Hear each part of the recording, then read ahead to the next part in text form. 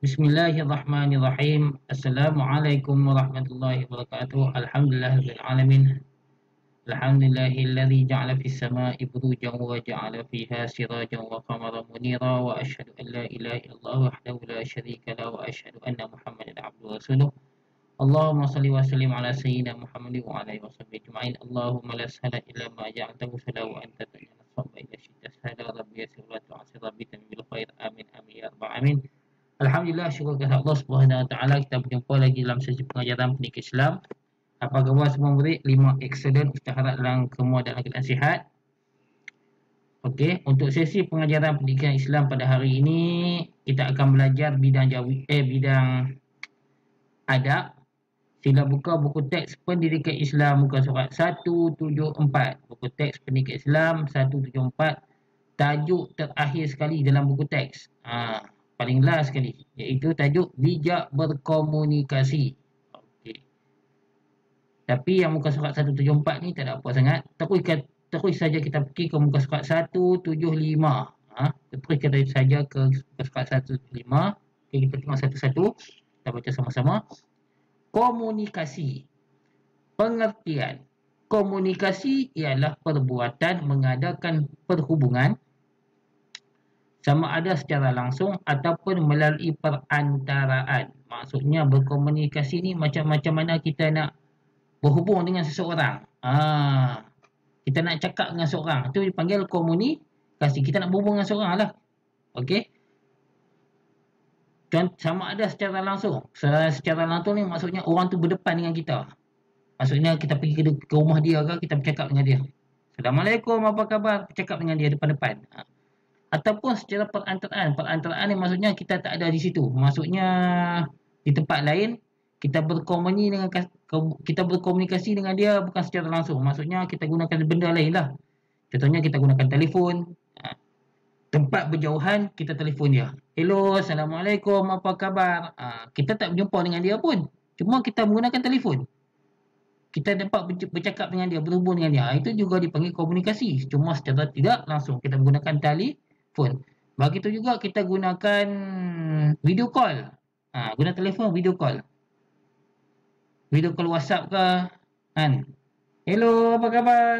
Ataupun kita gunakan macam sekarang kita gunakan talian online, internet. Contoh kita gunakan Google Meet ke, kita gunakan Zoom ke.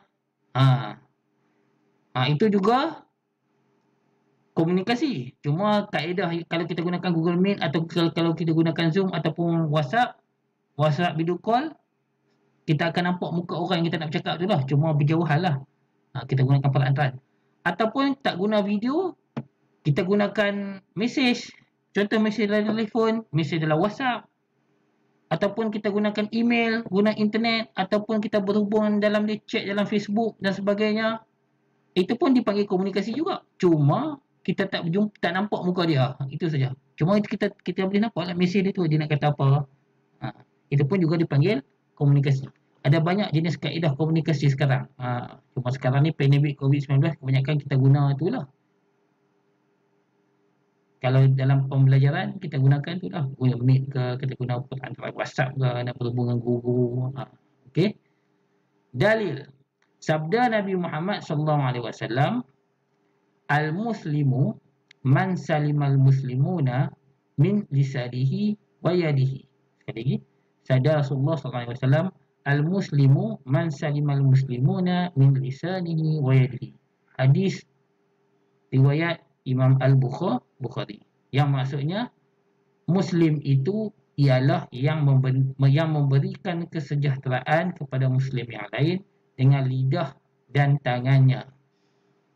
Muslim membawa maksud orang Islam lah. Orang Islam itu, apa yang dimaksudkan orang Islam itu? Orang Islam itu ia memberikan kesejahteraan, memberikan keamanan kepada orang lain, orang Islam yang lain. Bagaimana? Dengan lidah. Maksudnya perhubungan kita nak bercakap dengan orang dengan benda yang baik lah, maksudnya kesejahteraan dengan benda yang baik menggunakan lidah. Ataupun tangan, perbuatan kita, tindakan kita itu dengan kaedah yang baik. Kalau komunikasi yang buruk, yang jahat, contoh macam kita bercakap dengan dia benda-benda yang buruk, Kita fitnah dia, kita tipu dia, kita sebarkan benda-benda yang buruk tentang dia. Itu benda yang buruk. Itu bukan Muslim, orang yang Muslim yang baik. Okey. Hukum berkomunikasi adalah harus. Maksudnya harus ni apa? Buat tak apa, tak buat pun tak buat. Jadi contoh macam kita nak telefon kawan kita nak tanyakan khabar. Hukum dia apa? Tak ada masalah. Harus. Boleh saja. Buat pun tak apa, tak buat pun tak apa. Dengan syarat menjaga batas yang telah ditetapkan agar tidak melakukan dosa. Kita nak berkomunikasi dengan orang, ada syarat dia juga. Walaupun hukumnya harus. Itu harus tu hukum asal. Tapi ia boleh jadi haram, berdosa. Waktu bila? Mengumpat. Mengumpat ni kita mengatakan sesuatu yang buruk tentang dia.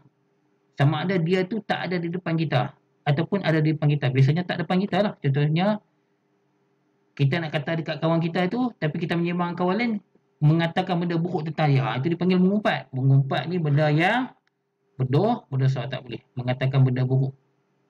Mengatakan benda buruk tentang pasal kawan, tak boleh. Benda-benda buruk. Benda-benda baik, tak apa. Mencela, menghina, berdusta, bercakap bohong, berbohong dan lain-lain. Bercakap benda yang buruk ni berdosa lah. Berdosa. Tengok awal ni kata apa. Pilihlah kata-kata yang baik apabila berkomunikasi dalam media sosial juga. Media sosial ni apa? Macam sekarang kita guna Facebook, Twitter, Instagram, apa lagi? WhatsApp, WeChat, macam-macam je ni. Media sosial sekarang ni. Kita kena jaga kata kita. Walaupun media sosial ni kebanyakannya kita type menggunakan tangan. Tangan tu kita perbuatan kita macamlah hadis tadi. Tangannya. Kita menaik guna tangan. Dikira boleh berkomunikasi juga. Kalau kita type benda yang buruk, dikira berdosa. Walaupun kita bukan bercakap.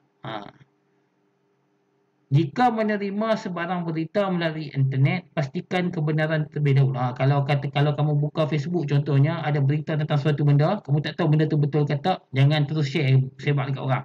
Tak boleh. Kamu periksa, betul ke benda ni? Betul ke benda ni? Kalau betul, baru kamu boleh share.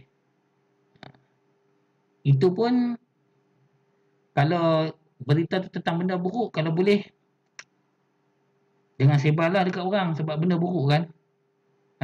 Kalau benda tu dia mengaibkan seorang, jangan share lah. Kalau berita-berita lain, kalau kita kena periksa dulu. Takut nanti kita menimbulkan fitnah kepada orang. Tak pasal-pasal kita boleh tu. Cepat tekan kita tekan klik share. Itu saja dalam internet, dalam Facebook. Bagi siapa yang ada Facebook lah. Saya rasa kamu semua ada Facebook ni. Facebook atau WhatsApp sebanyak sebab kita semua ada telefon semua sekarang kan, ada internet. Okey. Itu berkaitan dengan komunikasi. Muka surat 175. Kita pergi kepada muka surat 176. 176 ini adab-adab berkomunikasi. Bagaimana kita nak berkomunikasi juga ada adabnya. Yang pertama, memulakan berkomunikasi dengan salam. Kita nak berjumpa orang, kita bagilah salam dulu. Tak kira lah kita guna internet, kita guna Facebook ke, guna Google Meet ke, WhatsApp call ke. Kita bagi salam dulu. Assalamualaikum. Apa khabar? Itu kalau kawan kita itu Islam. Kalau dia bukan Islam, kita bagi kata macam mana nak salam macam dia macam mana? Kita bagi good morning, selamat pagi, apa khabar? Selamat sejahtera. Macam itulah kalau dia bukan Islam. Okey. Memilih kata-kata yang baik. Kita bercakaplah dengan kata-kata yang baik kepada dia supaya menyenangkan hati dia. Jangan kita cakap kata yang buruk. Nada pun ada suara yang lembut-lembut. Okey. Yang ketiga, sopan dan lemah lembut dalam percakapan. Kita nak bercakap mestilah dengan lembut. Dengan kawan kita bercakap macam mana? Ada caranya. Bercakap dengan orang yang lebih tua daripada kita. Contoh nak bercakap dengan ibu bapa kita. Ada nada suara dia macam mana? Nak bercakap dengan guru. Ada juga nada suara dia macam mana? Ikut keadaan. Waktu bila situasi macam mana kita nak bercakap. Okey. Yang keempat, berkomunikasi mengikut keperluan. Kita nak bercakap ikut keperluan yang penting sahaja. Jangan cakap benda yang tak ada manfaat. Benda yang merapu. Itu lebih baik jangan bercakap ikut keperluan kita saja. Satunya, memberikan perhatian ketika orang lain bercakap. Maksudnya bila orang lain bercakap, kita ambil perhatian dengan dia. Jangan dia duduk bercakap, kita buat benda lain. Lepas tu dia cakap seorang-seorang. Dia bercakap, kita dengar lah apa tunggu pattern apa yang dia nak cakap. Contoh macam dalam Google Meet, kan ramai-ramai budak-budak duk tengok kan. Cikgu bercakap, yang kamu buat benda lain. Tak dengar apa. Kesian cikgu cakap seorang-seorang. Kalau buat Google Meet lah. Okay. Tidak berbohong dan menyakiti orang lain. Jangan berbohong ataupun kita bercakap sesuatu yang menyakitkan hati orang lain. Contohnya, kawan kita tu gemuk. Kita cakap dengan dia, "Oi, gemuk." Kalau dia tak terasa hati, tak apa lah. Kalau dia terasa hati, berdosa. Orang kata apa? Body shaming. Okey, tak boleh. Tak boleh. Okey, ini adab berkomunikasi. Kita masuk pula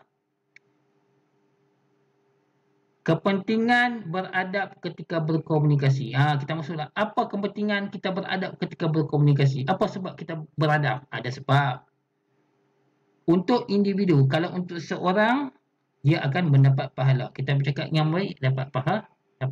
Yang kedua, disenangi orang sekeliling. Orang sekeliling kita akan suka dengan kita sebab kita cakap dengan lemah lembut, kita hormat orang lain. Okay. Yang ketiga, mengeratkan silaturahim. Sudah pasti kita bercakap dengan orang dengan tutur kata yang lembut, menyenangkan hati orang. Jadi boleh mengeratkan persaudaraan di antara kita dengan satu sama lain. Okey. Kita masuk pula nombor 2. Kepentingan beradab ketika berkomunikasi dalam masyarakat. Ni tadi individu, untuk diri kita, untuk seseorang. Kalau untuk masyarakat, untuk ramai orang, apa yang akan jadi? Yang pertama, memupuk sifat hormat menghormati. Dapat mengeratkan hubungan hormat menghormati di antara satu lain. Maksudnya orang lain semua, masyarakat sekeliling kita, jiran-jiran kita, kawan-kawan kita akan hormat dengan kita. Otomatik kita akan ramai kawan lah sebab kita cakap dengan kawan pun dengan baik. Yang kedua, mengelakkan permusuhan dan kebencian. Bila kita cakap benda yang baik, jadi tak akan berlaku pergaduhan, permusuhan, saling benci-membenci, tak ada. Bahkan saling sayang menyayangi. Okey. Kita masuk pula yang keempat, kepentingan kepada negara. Tadi kepada individu, kepada masyarakat, dan tentunya kepada negara. Nombor 4 dan nombor 3 mana? Okey. Okey. Nombor 3 betul lah ni. Kepentingan pula kepada negara. Apakah kepentingan berkomunikasi kepada negara? Yang pertama, dapat memelihara kedamaian negara. Bila masyarakat kita aman damai, otomatik rakyat kita pun aman. Tak ada berlaku pergaduhan, damai saja. Yang kedua, menjamin keselesaan hidup di dalamnya. Maksudnya, rakyat hidup aman damai. Bila berlaku aman damai, orang hidup selesa lah. Suka duduk ni. Contoh macam di Malaysia, jangan berlaku pergaduhan. Kita pergi negara luar, ada kadang-kadang berlaku bergaduh, kadang disebabkan perang saudara sebagainya. Jadi negara itu tak aman berlaku peperangan.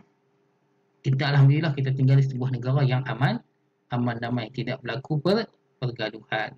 Alhamdulillah, syukur kepada Allah Subhanahu Wa Taala. Tidak negara kita tinggal walaupun di dalam berbilang kaum, dalam suasana yang berbilang kaum kan, ada Melayu, Cina, India, macam di Sabah ada suku etnik yang macam-macam lagi.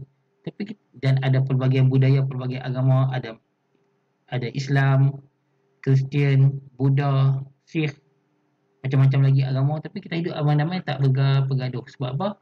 Komunikasi di antara kita mengikut adab komunikasi yang disarankan dalam Islam. Okey. Kita bersambung ke video yang seterusnya, video bahagian yang kedua.